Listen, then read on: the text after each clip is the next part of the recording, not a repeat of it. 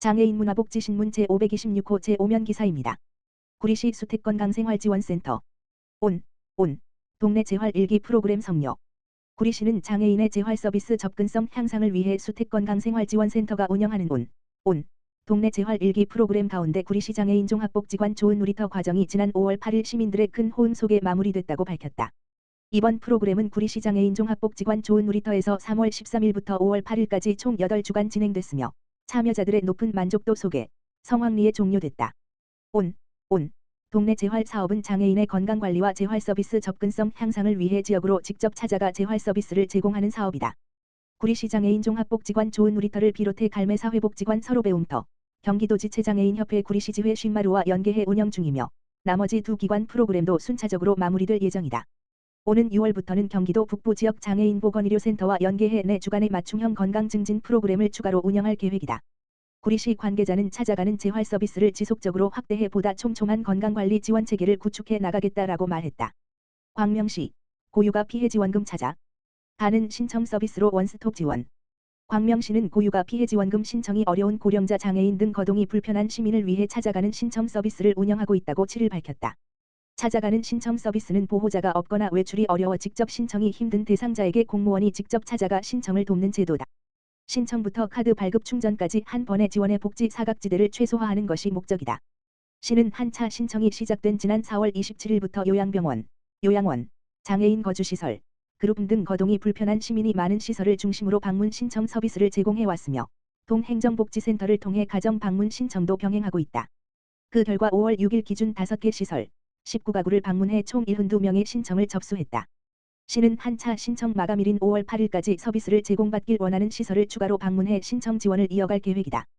또한 두 차 신청 기간인 5월 18일부터 7월 3일까지도 찾아가는 신청 서비스를 동일하게 운영해 신청이 어려운 시민들의 접근성을 높이고 지원 사각지대를 해소할 방침이다. 최혜민 광명시장 권한대행, 부시장, 은 도움이 필요한 시민 곁으로 먼저 다가가는 것이 시의 역할이라며 지원 대상 시민이 단 한 사람도 빠짐없이 혜택을 받을 수 있도록 최선을 다하겠다고 밝혔다. 구리시 안전취약계층 개폐형 방범창 설치 지원 사업 추진. 구리시는 집중호우와 침수 피해에 대비해 안전취약계층의 인명피해를 예방하기 위한 개폐형 방범창 설치 지원 사업 신청을 5월 22일까지 접수한다고 밝혔다. 이번 사업은 침수 우려가 있는 반지하주택에 거주하는 안전취약계층을 대상으로 추진된다. 지원 대상은 65세 이상 노인, 기초생활수급자, 차상위계층, 한부모가족, 다문화가족 등이며 신청 기간은 5월 4일부터 22일까지 3주간이다. 지원 규모는 총 10가구다. 다만 시에서 물막이판이나 역류방지 시설을 이미 지원받은 가구와 도시정비사업구역 내 위치한 가구는 지원 대상에서 제외된다. 신청을 희망하는 시민은 관할 동행정복지센터를 방문해 신청서와 개인정보 제공 동의서를 제출하면 된다.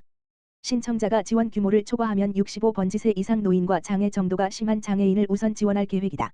개폐형 방범창은 평상시에는 일반 방범창 기능을 유지하면서도 침수 발생 시 내부에서 쉽게 열 수 있어 신속한 대피가 가능하도록 제작된 시설이다. 시는 이를 통해 재난 상황에서의 대피 안전성을 높이고 인명피해를 예방할 방침이다. 구리시 관계자는 기후변화로 인한 집중호우와 침수 피해 위험이 커지고 있는 만큼 안전취약계층 보호를 위한 선제 대응이 중요하다라며 앞으로도 시민의 생명과 안전을 지키기 위한 생활밀착형 안전사업을 지속적으로 추진하겠다라고 말했다. 광주시 뇌병변장애인재활연구소 가정의 달 맞아 장애인 가해이족 봄나들이 개최. 광주시 뇌병변장애인재활연구소는 5월 가정의 달을 맞아 11일 파주 벽초지 수목원에서 뇌병변장애인과 가족 등 50명이 참여한 봄나들이 행사를 개최했다. 이번 행사는 이동에 제약이 있는 뇌병변장애인과 가족에게 자연 속 휴식과 정서적 안정을 제공하고 가족 간 소통과 교류 기회를 확대하기 위해 마련됐다. 특히 휠체어 이용이 가능한 특장버스 2대를 대절해 참가자 이동 편의를 지원했다. 참가자들은 만개한 튤립 등 봄꽃과 자연환경을 체험하며 야외 활동 시간을 보냈으며 보호자들 또한 일상에서 벗어나 재충전의 기회를 가졌다. 한주윤 소장은 야외 활동이 쉽지 않은 뇌병변장애인과 가족들에게 이번 시간이 의미 있는 경험이 됐기를 바란다며 앞으로도 장애인과 가족의 삶의 질 향상을 위한 프로그램을 지속적으로 추진하겠다고 말했다. 이에 대해 시 관계자는 이번 나들이가 참여자들에게 정서적 안정과 휴식의 계기가 되길 바란다며 지역사회 장애인 복지 증진을 위한 지원을 이어가겠다고 밝혔다. 한편 뇌병변장애인재활연구소는 지난 4월 재활기금 마련을 위한 이웃돕기 바자회를 개최했으며 재활치료와 사회참여 프로그램을 통해 장애인의 자립지원과 가족지원 활동을 지속하고 있다. 광명시 내 집에서 건강한 노후 돕는 맞춤형 돌봄 아입 코디네이터 서비스 운영. 광명시가 어르신과 장애인이 시설이 아닌 정든 집에서 건강한 삶을 누릴 수 있도록 돕는 맞춤형 돌봄 AIP, 아입 에이징 인 플레이스 코디네이터를 현장에 투입한다.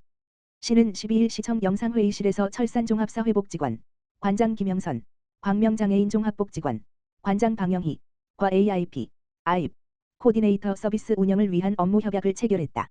AIP, 아입, 코디네이터 서비스는 전담 코디네이터가 돌봄 필요 대상자 조사부터 욕구 파악, 서비스 의뢰와 서비스 실행 관리까지 수행하는 통합 돌봄 사업 중 하나이다.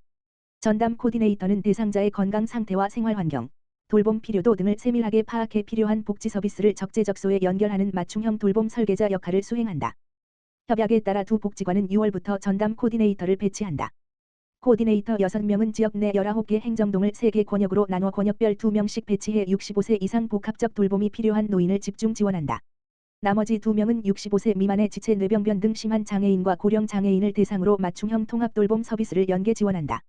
특히 지역 주민과 오랜 기간 함께해 온 복지관이 사업 수행 주체로 참여하면서 현장 중심 대상자 발굴과 지원이 가능할 것으로 기대하고 있다.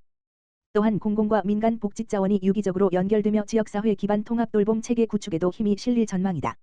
최혜민 광명시장 권한대행, 부시장, 은 돌봄이 필요한 시민이 익숙한 생활 환경과 지역사회 안에서 일상을 유지하며 살아갈 수 있도록 지원하는 것이 지역 통합 돌봄의 핵심이라며 광명시는 시민 한 사람 한 사람의 삶을 세심하게 살피고 살던 곳에서 건강하고 안전한 삶을 이어갈 수 있도록 촘촘한 돌봄 체계를 만들어 가겠다고 밝혔다.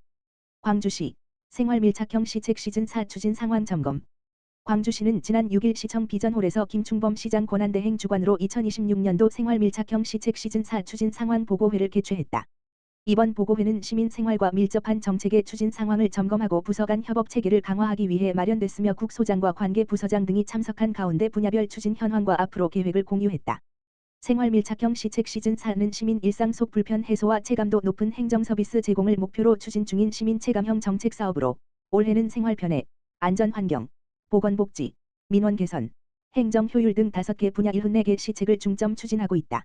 주요 사업으로는 여성가족과의 우리 가게 지켜주는 여성 1인 점포 안심물탈이 사업, 토지관리과의 민관 합동 안전 전세 관리단 운영, 재난안전과의 신속한 일상생활 복귀를 위한 화재 피해 주민 지원 사업, 기업 지원과의 지기톡 카카오톡 채널 운영 등이 보고됐다. 또한 산림과의 선제적 산림 재해 예방 체계 구축, 도시계획과의 지구단위계획 획지합병 절차 간소화 추진, 장애인 복지과의 가까이에서 꼼꼼히 챙겨주는 장집사, 장애인 집수리 사업, 홍보 담당관의 우리 동네 힘내, 광주비전이 응원해 등 생활 밀접 시책도 함께 논의됐다. 김충범 권한대행은 생활 밀착형 시책은 시민 삶의 질과 직결되는 중요한 정책이라며 시민들이 일상 속에서 변화를 체감할 수 있도록 작은 불편 하나까지 세심히 살피는 행정을 지속 추진해 달라고 말했다. 한편 시는 앞으로 생활 밀착형 시책의 추진 상황을 지속적으로 점검하고 우수 사례를 발굴 확산해 시민 체감형 행정 서비스를 강화해 나갈 방침이다.